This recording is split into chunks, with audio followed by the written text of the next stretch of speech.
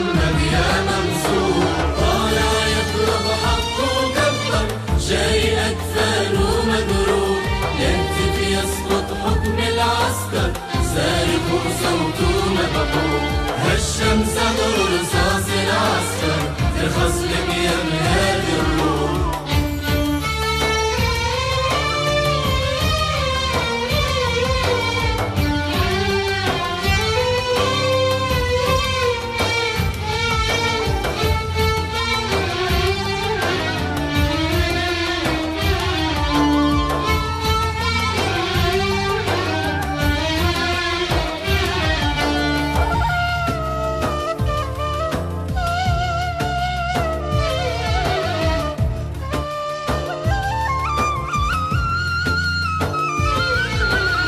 أم الدنيا شد الحيل مهما ذوقوك الويل، شمس ولادك تجلي الليل يغسل وشك مية نيل. أم الدنيا شد الحيل مهما ذوقوك الويل، شمس ولادك تجلي الليل يغسل وشك مية نيل.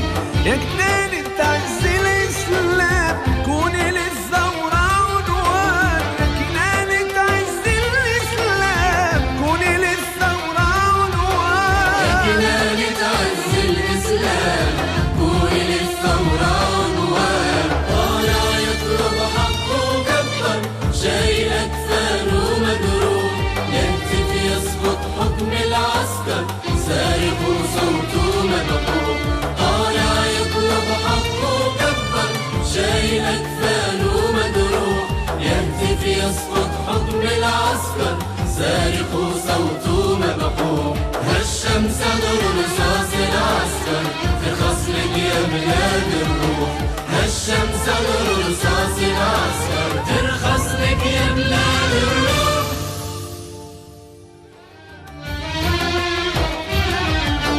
ثورتنا تشرق بالنور والباطل زيف ومدحور، تمم ثورات الأحرار ولا ترضى حاكم بالزور.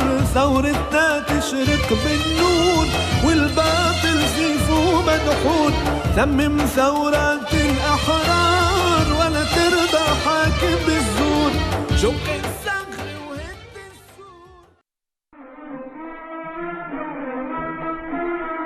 وصاح من الشعب صوت صديق قوي أمي عميق عريق. هو صاح من الشعب صوت صديق قوي أمي عميق عريق، يقول أنا الشعب والمعجزة، أنا الشعب لا شيء قد أعجز. صاح من الشعب صوت. كنا نود أن يكون أحدا من عائلة الشهيدة المكرمة موجود بين الأحياء فينا ليستلم درع التكريم، لكن الشهيدة أماني فضل أبو جزر بنت الكلية الجامعية فقدت كل أفراد عائلتها في الحرب، وتبقى ابنتها الصغيرة، فلتتفضل لاستلام درع التكريم. أنتم الأحرار حصن كل دار، مذلكم حصار مهمكم قيود. أنتم الأحرار حصن كل دار، مذلكم حصار مهمكم قيود. وكلكم شهود وكلكم شهود.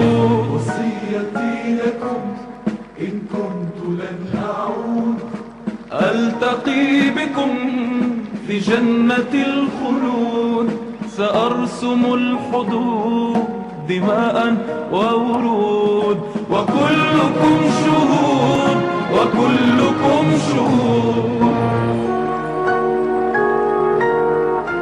أنتم أيها الشهداء الذين تصنعون مجدنا وكرامتنا والحياة، بكم انتصرنا وسننتصر. يا من بسطتم الأرض سنابل خير، لن نترك أمانة دمائكم سنبقى على العهد والوفاء.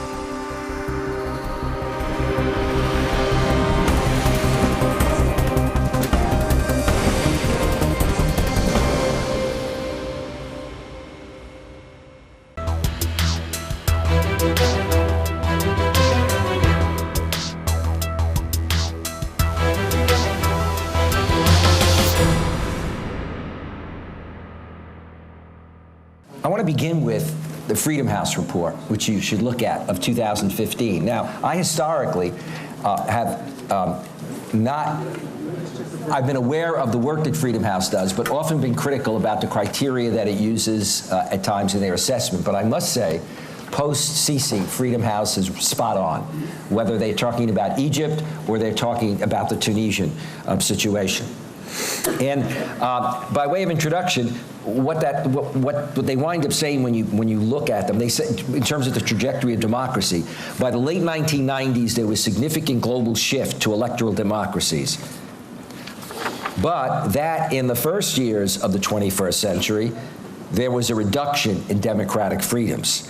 And in their 2015 report, they say that for the 9th consecutive year, the condition of global politics and civil liberties showed an overall decline.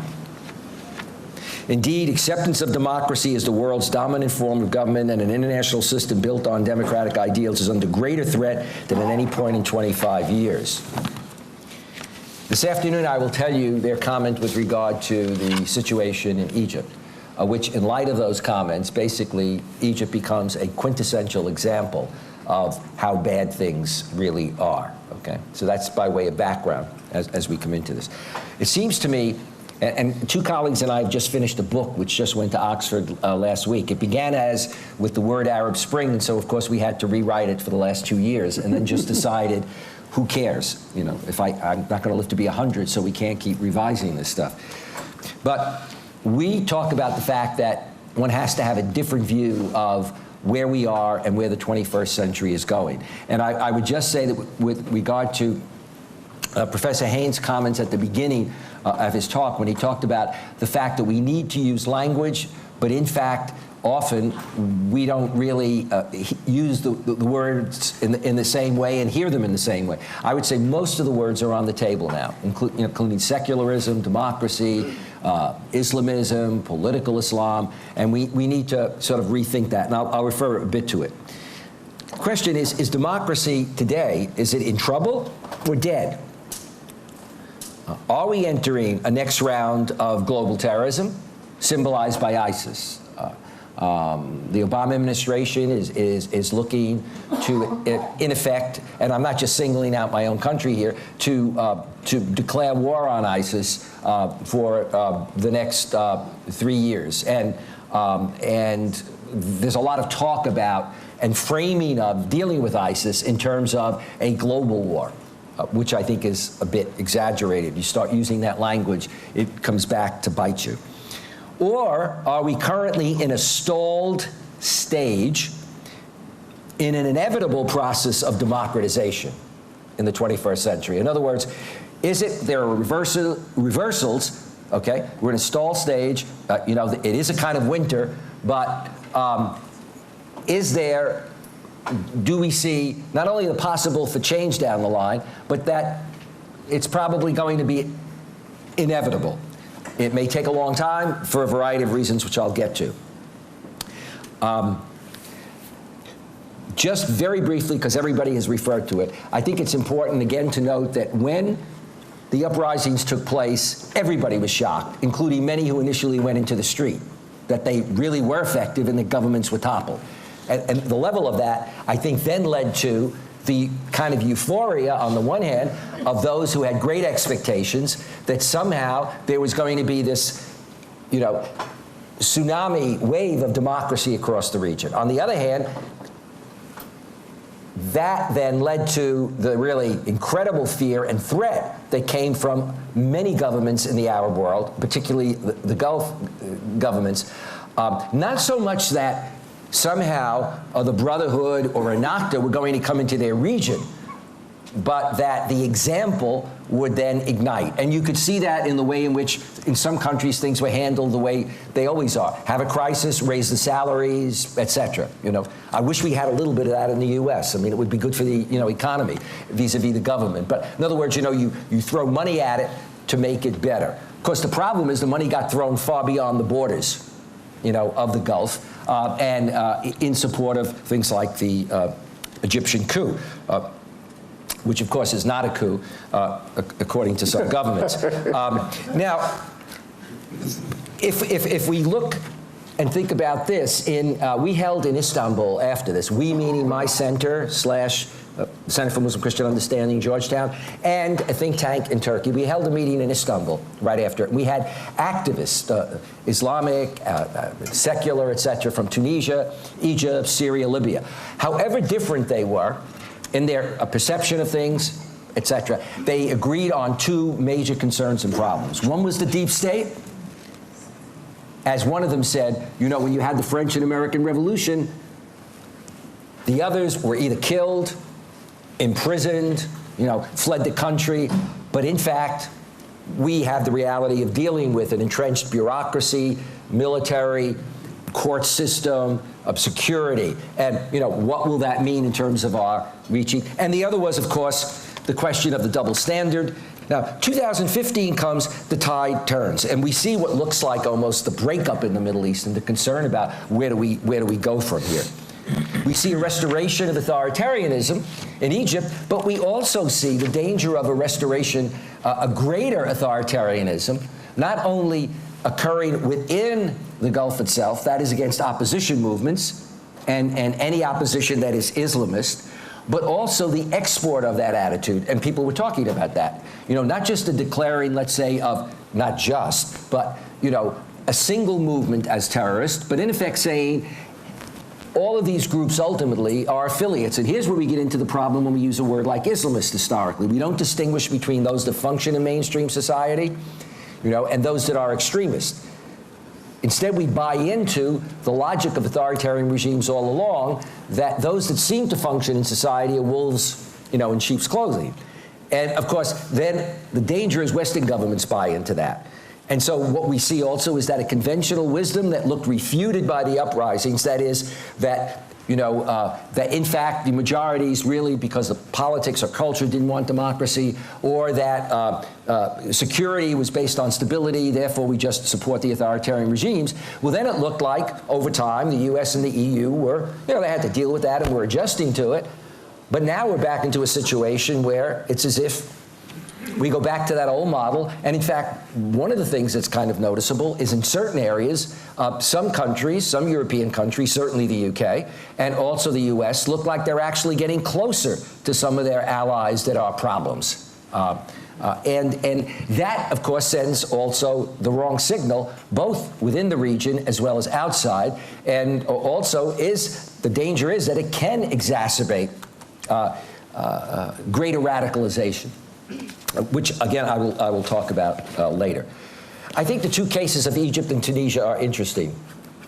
You didn't give this to me yet, so I haven't seen the 2 minutes. Okay. The two cases, and so I'm going to take 3 minutes on this. Just compare them for a second. The Egyptian situation lays out, in many ways, in the best possible way, what the problem is. That is, it's right out front. You got the restoration of authoritarianism. It's not done subtle. You've got clearly the support for that revolution and the continued financial support, okay, by outside donors, as it were.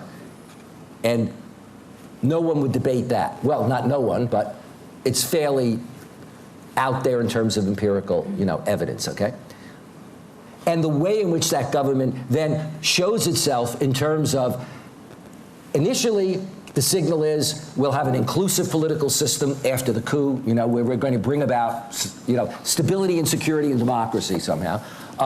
But then the Brotherhood suddenly becomes a terrorist organization, okay? And then you have massacres, repression, which of course, in general, quote, the civilized world says, we're not happy with that. Rather than elements in the civilized world condemning it clearly and using words not of criticism but condemnation, and demonstrating that by also making it very clear that issues like support and aid, will be withheld. It's become full-blown now because even those that supported the regime but now want to speak out, they're also thrown into prison. So you have, trials, you have mass death sentences, you now have a group of people who simply for being critical of the government, more than 225, found guilty with a long term. That's out there and it's clear. I'm glad you put please. I will finish. The Tunisian example, though, is the more subtle and, I think, instructive. In contrast to the Muslim Brotherhood, Ennahda, I believe, was far more savvy. Of course, the situations were different in the country. The military in Tunisia didn't act, but more politically savvy. The vision of Ghannouchi in terms of talking about civil Islam. The emphasis on national unity to the point where Ennahda backed out of government, okay? And even what, in fact, most would argue politically they shouldn't have done, but Ghannouchi pushing to get Ennahda on board, and that is to allow members of the former government and the RCD to run for office in the current conditions, rather than say, for example, they're going to run for 5 years.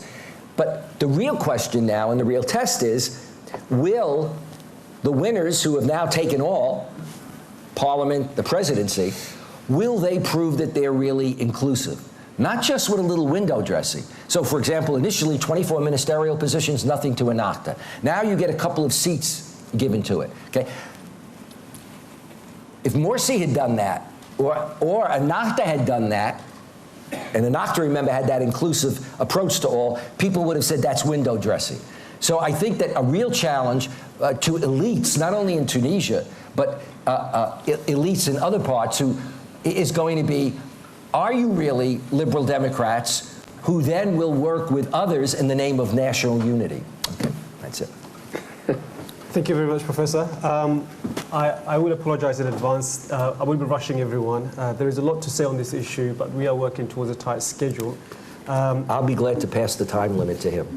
Well, you passed your time limit, by the way. No, I'm going to take. You should take away a couple of minutes from him. Yeah, wasting our time. Okay. Next to speak is Professor Abdul Wahab Al-Effendi. He's a political scientist who specializes on the subject related to Islam and modernity.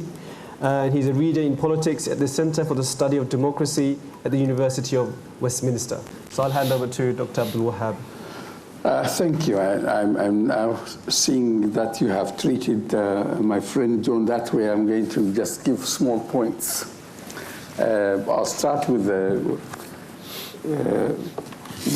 small reflection about the date today, because today is the 12th of February, which when I was thinking that the message Cordoba want to send that they commemorating the assassination of Hassan al-Banna. Which is today, but I thought again yesterday also at the Iranian Revolution, so I don't know what the message, but the day before was my birthday, so I think that the message they are sending, that disasters come in very quick succession. That'll be in the Telegraph this weekend, by the way. Those comments will be in the Telegraph this weekend. But I think that the first point about Islamists and democracy, or Islamists and democracy, is that at the moment, Islamists have become Democrats in spite of themselves, because everybody now is associating the struggle for democracy with in the Arab world with Islamists, or imposing it on Islamists. Whether these are the regimes in Egypt or the regimes in Syria, who accuse all their enemies, anybody who agitates for democracy, that he is an Islamist.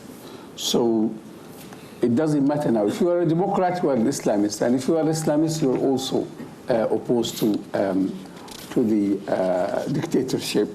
So that might be a good thing, I think, that now Islamists have to know that their faith and democracy are tied together. Also, I think some of the dictatorships in the Arab world and also outside the Arab world. I mean, yesterday or the day before, Sisi was hosting Putin. So a new axis of evil of all enemies of democracy is forming.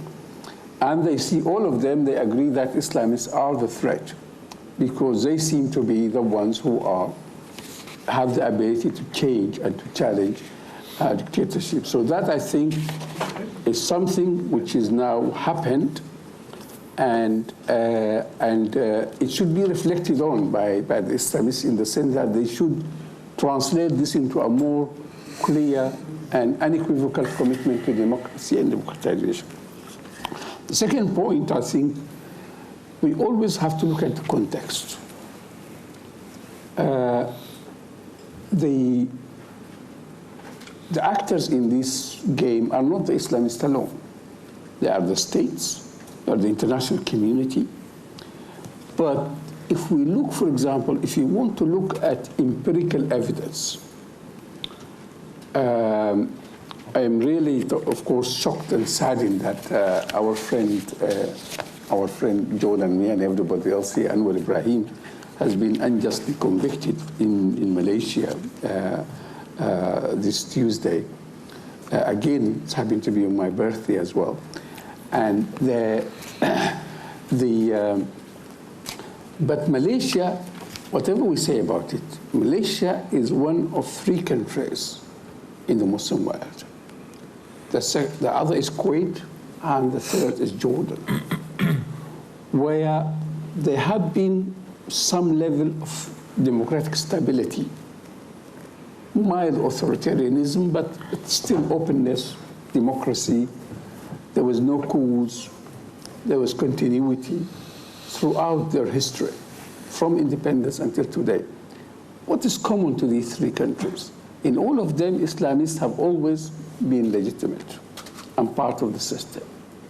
So there has been also a contextual, historical connection between stability, democratization, and the role of Islamists.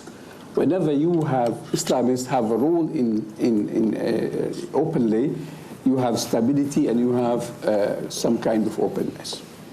So it is not that the positions and the ideas of Islamists are not, or their reaction or the way they move towards the political context is also dictated by the political context itself. So if there is a country which arrests and tortures and persecutes Islamists, who, as I said earlier, because they are the only ones who are seen as the challenge to the dictatorship, then that country would have lots of problems, of which lack of democracy is one. The fourth point is that we also need some updating of how it started yet. Some updating on our conception and also on Islamist thinking, because a lot of the literature, a lot of discussion, for example, they start with Hassan al-Banna, and for example, what Hassan al-Banna or Mawdudi's attitude to democracy. Now, at that time, in the 30s and the 40s, when Hassan al-Banna was active, everybody's attitude to democracy was different from what it was today. And so we cannot just go back to that. And I think also for the Muslim Brotherhood and Islamists themselves, they have to update their thinking, because I follow the Ikhwan literature, and I was sent a few months, 2 or 3 months back, an article, which again was authored in 2011 by a senior member of the Brotherhood trying to explain the ideology of Muslim Brotherhood. I read through that article, and I noticed that almost every reference in that piece dates either from 1940s or 1930s, with a couple from the 1950s. I said, where are we living? Are we living in that time, or have we moved on? We have really to move on. I'm going to finish now because this person who is the moderator is actually ruining our... You've got 4 more minutes. I can continue for 4 more minutes. I think we should not waste time preparing for these things. If you give us 10 minutes, we just come and chatter and then go. But I'll point to a number of reflection conversation, because like John, we had been engaged and John with me, and we have been engaged in a long time with debate on both sides of the argument between Islamists, secularists, and also Western diplomats. Somebody else is also. Sorry. Now, in 2008, we had organized a conference at CSD here, and the title at that time was Islamists and the Hamas Challenge. And the point we're discussing was not about Hamas and violence, but was about the way Hamas has come to power without expecting it or knowing it or wanting it. In 2006, they ran for the election and suddenly won the election. Now, everybody knows that Hamas didn't want that, because if you become a prime minister in the so-called Palestinian Authority, you have to deal with Israel, and you have to be actually do the job of Israel of keeping the Palestinians quiet. And that's not a job which Hamas wanted. But then they didn't think ahead about what do you do if you get elected. And we had all these members of the Muslim Brotherhood, Katatni, Ghanouchi, and everybody, and from Libya, and said, all right, can you tell us what will you do if you get elected without wanting it? And at that time, all of them didn't seem to think that they'll be elected. And people like Al-Ghanouchi, of course, rightly at that time said, I mean, we can't even get into our country. How can you ask us to think about getting elected and things like that? But I said, all right, humorous, think ahead. Because it happened to Hamas, why don't you think ahead? And I think this is probably one of the main problems of Islam. It's not that they don't know what democracy is, or they don't want democracy. They are not bold enough.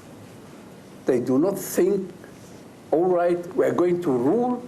Let us think of a kind of policy to do when we rule. So they walked into, with Hamas, they walked into government without thinking. In Egypt, they also, until January, the Mursid was saying we will never field the presidential candidate, because as he said at that time, we will be like Hamas in the sense, in a different lesson. We will be under siege. And of course, that I think, as I said at the time, and I say now, is the wrong lesson. Because Egypt is not Gaza. You cannot be under siege, but you need to be president for all the Egyptians, and you need to think ahead, and you need to make the balances. If you want to run a country, do like Erdogan in Turkey. You have to deal with the military, you have to deal with NATO, you have to deal in Egypt. If you want to rule Egypt, you have to accept Camp David agreement, you have to deal with Israel, you have to deal with Americans, you have to deal with... They were never thinking ahead. I think this is the problem. The problem is not between Islamists and democracies, but Islamists and governors. How, as an Islamist party, since whether you like it or not, you are now the main opposition, the main political group, you are the main democratic movement, you have to think more broadly about governance. And I'll stop here. Thank you. Thank you for finishing on time, and privilege in introducing our next speaker, Professor Jeffrey Haynes. He used to be one of my lecturers at university. He is an associate dean in the Faculty of Social Science and Humanities in London Metropolitan University, and he directs the University Centre for Study of Religion. So without further ado, I'll hand over to Professor Haynes. Thank you very much, and I shall try and follow the path of righteousness here and stick to 10 minutes, but hey, you know, no, I shall. I'm a well-trained social scientist from London. Thank you very much for the invitation again. Thank you very much. One good thing about coming last in a panel, of course, is you can steal all the ideas from the earlier speakers, so I shall do that fulsomely right now. My other interest is in democratization. I co-edit a journal called Democratization, which has been around since 1992, actually. It's in 1993. It's in its 22nd year of publication. And it came about in the aftermath of what's known as the third wave of democracy. And Professor Esposito mentioned in passing he referred to the Freedom House statistics over time. And one thing we can see empirically is that around the world there are more and more countries that can justifiably call themselves democracies. We've also seen, however, a qualification of that term democracy. So we used to think we'd go from authoritarianism or even totalitarianism to something called democracy, where we would have a phase of democratization. We would then come to a period of democratic consolidation, where implicitly countries would adopt liberal democratic values, frameworks of doing politics, and the world would increasingly look like a homogeneous democratic space. One thing that we've seen in the journal over the last 20-odd years is that that isn't in fact the case, that something called democracy isn't at the end result of something called democratization. So if we think that there is a polarization between something called democracy and something called non-democracy, then I'm afraid we're living in a view which doesn't reflect the realities in the world. In other words, there are very few countries that have all the characteristics, as most of us will identify them as, of a democracy. Let me give you an example. Earlier on, the reference was made to Turkey. And Turkey is often highlighted as one of the success stories of the Muslim world because for the last 13 years, the AK Party, the Justice and Development Party, has been in power, and it's won considerable percentages of the popular vote. The last election, the most recent election, it got nearly 50% of the popular vote. Now, in one measurement, that's a democratic success story because Turkey's ballot box politics are relatively clean, they're relatively unaffected by the military, say, which used to be a major player in Turkish politics. Yet, Turkey in the Freedom House ratings, the Freedom House league table, is declining in terms of its democratic characteristics.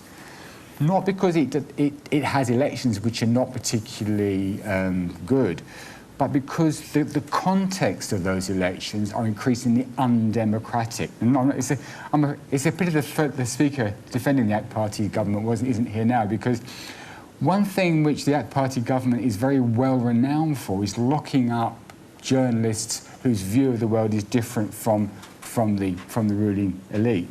Now, that may not matter. You say, well, look, this is democratic. This is about democracy. This is about the ballot box, and therefore that's paramount. But I think the bigger issue is that when we talk about democracy, we can't simply begin and end with elections. And of course, the last 2 or 3 decades, the European Union, the United States of America in particular, has implicitly championed the idea that democracy begins and ends with the ballot box. You have the ballot box, you have a free and fair election, the outcome is democracy, let's carry on, this is a success. But as we've seen in many countries around the world, not just Turkey, but a whole range of countries with a whole range of political cultures, religions, traditions and histories, that's the start of a process of democracy, not the end of it. And one lesson, if I can use this terrible cliche, one lesson which we can see from the Western experience is that democracy is a very hard-won prize which takes many, many decades in most cases, to reach fruition. So the process of something called democratization in Western Europe, one could trace back in many countries to the 19th or even the 18th century. Democracy takes a long time to learn. And what democracy is about the willingness to tolerate views that you're not happy with. This notion that I abhor your views, but I will die for your right to express them. And this is the difficulty of 5 whole minutes. Thank you so much. He's favouring you. He is. Well, clearly, he's a former student of mine, so, you know. Way to go, as I believe the Americans say. And, you know, it's a question that even in the bastions of democracy, the United States, let's say Britain, let's say France, the sort of the card-carrying key members of the democratic club, this relationship between political outcomes and democratic values is by no means a given. It's by no means something which emerges spontaneously just because we have elections.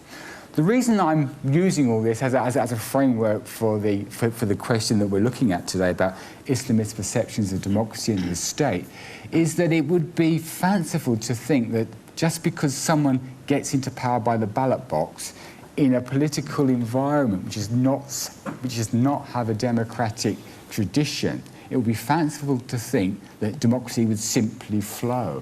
Because periods of authoritarianism are often about winners and losers. It's a zero-sum game between those in power and those out of power. And, you know, none of us are perfect. If we've been on the receiving end of draconian policies which have undermined us, which have treated us badly, it's almost human nature that when one gets power, one is resentful of those who formerly put us under a difficult regime. It's not ideal, but I think democratization, and what we've seen in the rest of the world about this really, in this third wave of democracy, where we look at Latin America, Sub-Saharan Africa, South and East Asia, the former Soviet Union, the key acid test about democratic success or failure is to what extent can we tolerate views, can we live with views that we don't agree with. So it's very difficult indeed to move from a position of authoritarianism to a position of democratization in the sense that I'm referring to. In many ways, I suspect that the label political Islam and Islamist is rather a red herring when we look at this issue in relation to the Middle East. A country which is rarely mentioned in terms of democratic success stories in the Muslim world, relatively unusual to hear about it, is Indonesia, the largest Muslim country in the world, 200 plus people, which has been a democracy since 1998. Now, it's worth thinking about this because when we tend to think about democratization failures in the Middle East, we tend to almost intuitively say, this is the Muslim world, this block of 20 countries is the Muslim world. But of course, the Organization of the Islamic Conference comprises 57 countries, which either have a Muslim majority or a highly significant Muslim minority. The Arab world, therefore, is not the Muslim world. So one could say, I would argue that it's nothing really to do explicitly with the dimensions of political Islam, making democracy achievable or not achievable. Because countries like Indonesia, or maybe India with its 150 million Muslims, which has been a democracy for the most part since 1947, and those Muslims have had no problem living in a democratic framework over those 6 or 7 decades. It's not so much political Islam which is a drawback to democracy or an encouragement to democracy. My strong sense in the Middle East and North Africa is that we're talking about a political culture created and maintained by issues which are not to do with Islam. They're to do with authoritarian rule, they're to do with the zero-sum game of politics and the unwillingness of those with power to give up that power. Now, this is hardly revelatory. Political elites don't like losing power. They don't like losing power anywhere. But in countries that have democratic credentials which are demonstrable, the political elites are still necessarily lose power when the popular will demands it. Yet if those political elites could not lose power as a result of the popular will, I'm fairly sure that in some cases at least that is what would occur. So I think that what we're talking about primarily in the Middle East and North Africa is not a deficiency of political Islam. It's not that democracy and political Islam are not compatible, because all the evidence that I'm aware of is that Islam and democracy are perfectly compatible. But where we've seen in the Middle East and North Africa significant disappointments in terms of the Arab Spring outcomes, my judgment is that this is much more to do with the traditions, the history, the world position of such countries in a longer perspective than simply a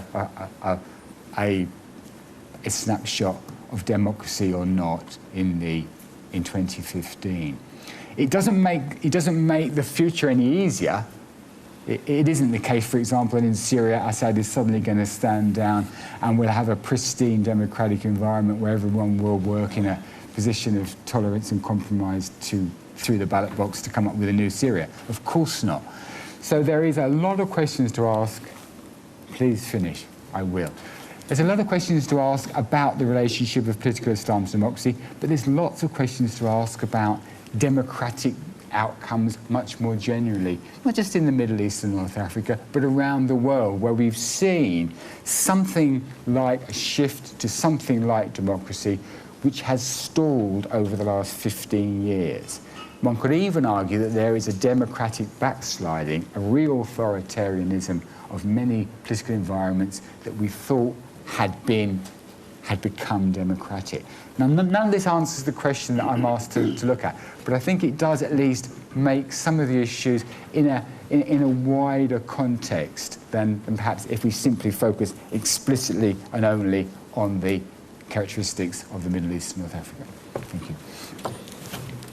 Thank you, Professor Haynes, for not indulging my favoritism too much. I've been strictly advised to finish at 1:20, so we only have 15 minutes, which probably gives us 2 rounds of questions. So what we'll do is take 2 rounds of questions, 3 at a time, and get the experts to answer and then move forward from there. So, gentleman here. My name is Ahmed Al-Aoudi. I'm a Master Student at King's College. And actually, my interest in this session was about, the title of the session was about the perception of Islamists about the rule of the state and the democracy. And I wonder if I'm afraid that I'm still unable to get the idea from the panel. If someone can elaborate, what are the perceptions, different perceptions of Islamists toward the state? What are the interests of the state that Islamists think that they should guard and they should work forward to achieve it? Is it the religion? Is it the national interest? Is it the economic success? So this is my question. Hello, Jenny Tong, member of the House of Lords. This is probably a slightly naive question, and I apologise, but none of you have mentioned the rule of law. And any democracy anywhere in the world should, I thought, first establish the rule of law. And I want to know what you think are the difficulties with establishing a rule of law in a democracy when Sharia is so strong. There's a gentleman over there. That's it. Hello, Ashur Shams. The thing is, with the Arab Spring, it taken us all by surprise. The Islamic movements, not least, because it was a sudden change from authoritarian to democracy, and we thought that we are ready because there is a lot of public sentiment with Islam and with the Islamic movements. We misunderstood that to be a mandate to govern democratically, and I think that's where the problem starts. We are in a transition period, moving from authority of 50 years, 60 years, 40 years to a democracy, which was very, very misleading. So the reactions were different in Egypt, in Tunisia, different reactions altogether to this new situation we found ourselves in. Get to your question. And, please, thank you. get to your question, please. I don't have a question, just just a comment. Okay. Just talking along. I can stop at any time. Thank you. Thank you. I think the first question especially is really an accusation. We haven't really addressed the issue, so maybe we need to get right to that. So whoever wants to go first. Professor, you want to go first? Yeah. Well, to begin with, you can't answer the question in a single way. You've got a diversity of Islamic movements, and they exist in diverse contexts. So, for example, if you look at Turkey, Turkey accepts the notion of secularism, but uses it in a more inclusive way than the kind of laïc of the past. And so, therefore, you don't see religion involved in terms of, directly influencing key institutions of state. And there is no question about, for example, in Turkey, implementing as a law for the country Sharia. If you look at Tunisia, the Tunisian model that Ennahda put out was to emphasize, rather than political Islam dominating, it was more, if you will, civil Islam or civic Islam. And then you have, if you actually look, therefore, at that approach, it's a more flexible approach than, for example, than Morsi was open to. I mean, Morsi was willing to adapt, but only up to a point. In a meeting at the UN that I put together for him, with others, put together for him when he was going to the UN with religious leaders from across the country. At one point, he kind of quickly mumbled and said, gee, like, I could almost go along with the way the Tunisian definition goes. In fact, even the term secularism, if understood. But what he was really saying is that secularism is much more of a red flag in Egypt than it was in Turkey. So a lot really depends on the movement and in a different context. And I'll just leave it at that. And then later on, if you want to get to the Sharia question, we can do that. I think I'll start with agreeing with Ashur and the fact that there was a misperception about what was the mandate after the elections, and it is a transitional mandate. And I think one of the mistakes, especially in Egypt, was that Morsi thought it was his mission to just reform the economy of Egypt and change everything and go forward and not just manage the transition until the next election. And that was one of the problems. With regard to the idea of the rule of law, I think that from what I see from the intonation of the question, that you seem to see a contradiction between Sharia and the rule of law. Well, Sharia actually is the epitome of rule of law, as in principle, in the sense that Sharia is supposed to be a body of law which is independent of the people who are. So in the sense, Sharia does not contradict with the rule of law. But you seem to mean by the rule of law something else, which is a kind of also political restraints and some liberalism. I think the whole idea, the whole debate, I think, in the Middle East is not about democracy, and you probably rightly pointed out. It's about liberalism. That the West doesn't want to promote democracy, they want to promote liberalism, and actually people like Fareed Zakaria put it quite openly that we shouldn't promote democracy because these are barbarians, and we should have, like Hong Kong, a good governor general to teach them the rule of law and to teach them liberalism, and then when they are ready to become good liberals, then we will allow them to have a little bit of democracy. And so I think that also, if I commented on Jeffrey's point about the authoritarianism, and because he seems to say that in Turkey, for example, the problem is that people think about democracy as just elections. I don't think that that's the idea in Turkey or anywhere else, in the sense that democratization is not also about is not about governance. Morsi, for example, in Egypt, didn't have control over the military, didn't have control of the police, didn't have control of the media, didn't have control of the judiciary. So there are entrenched power centers which themselves need to be democratized. And in Turkey, for example, the media is one power center, which, as I think that the Turkish speaker rightly pointed out, is a power center in itself, together with the military, together with the judiciary. These are established power centers that themselves need to be democratized because they're controlled by minorities. But the point I think which was made is that in Turkey, nobody is arrested as a journalist for differing with the government, because everybody differs with the government. If they wanted to arrest all journalists who disagree with the government, there will be no newspaper or television station. But I think that the final point is about the state. I think the Islamists and most, even I think a lot of academics, do not understand the nature of the state in the Middle East. The nature of the state in the Middle East is not just it's an authoritarian and it's controlled by many power centers like the business, but also it's embedded into an international order which is at the moment hegemonic. I mean, people speak about lack of democracy in the Middle East, but for example, when Eastern Europe began to democratize, Russian troops were moving out of Eastern European countries, and so people were democratizing. The same year, Western troops were moving into the Middle East to prop up dictatorships.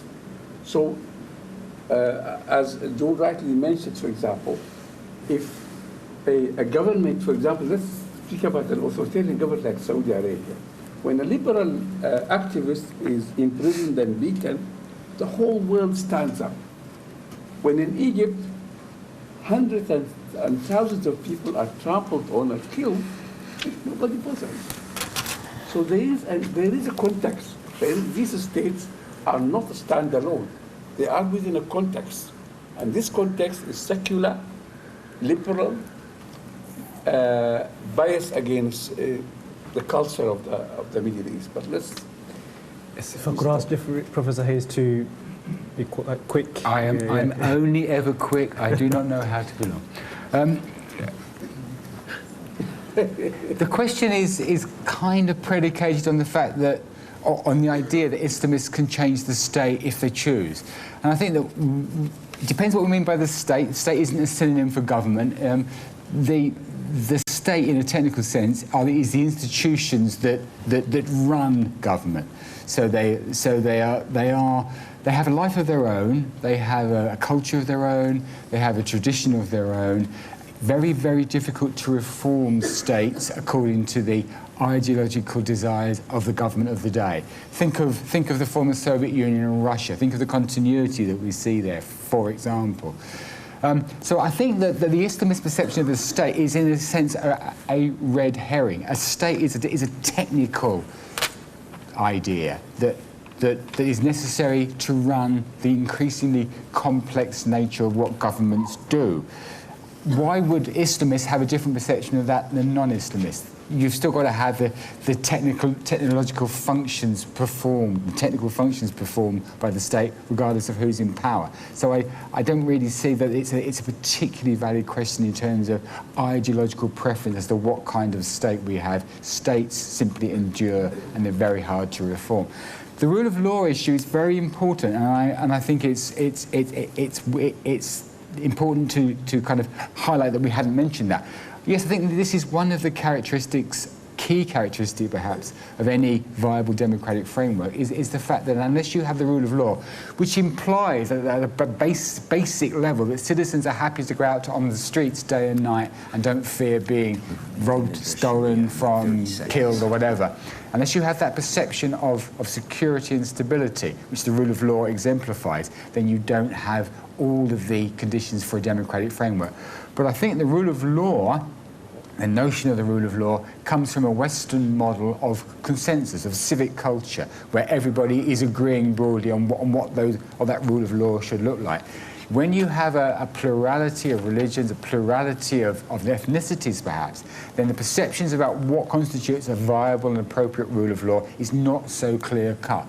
That's one of the jobs of democracy, is to fashion a framework where people have a modus vivendi, literally a modus vivendi, so they can work together, live together in a framework which the state runs called the rule of law. Very difficult to bring it about, and there isn't a great deal of necessary link between a democratization process and a rule of law process. They can be linked, but they're often quite separated.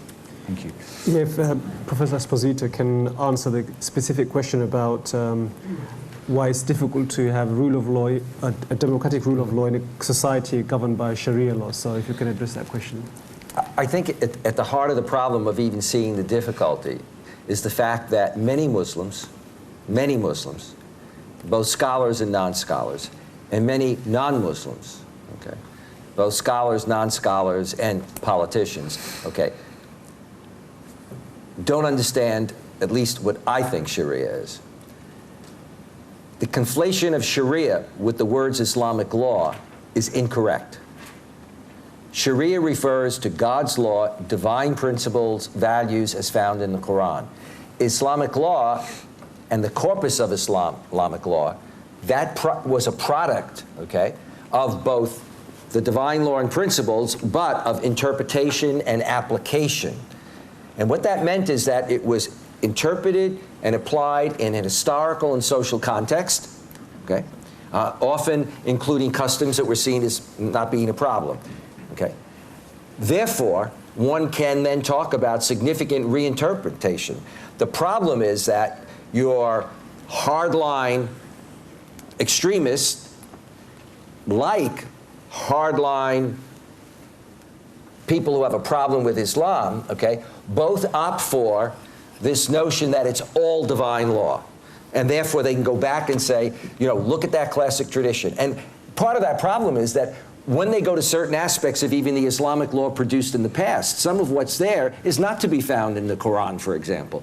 So understanding what Sharia is important, because if we don't understand it, then we have all kinds of issues, including in my own country, where you have 29 states that are passing anti-Sharia laws because they're looking and thinking, oh, this must be what Baghdadi wants, or this must be whatever. But it's also a problem because very well-meaning Muslims often conflate the two terms, which then locks into a law in its construction that went back and divinizes all of that, or sacralizes it.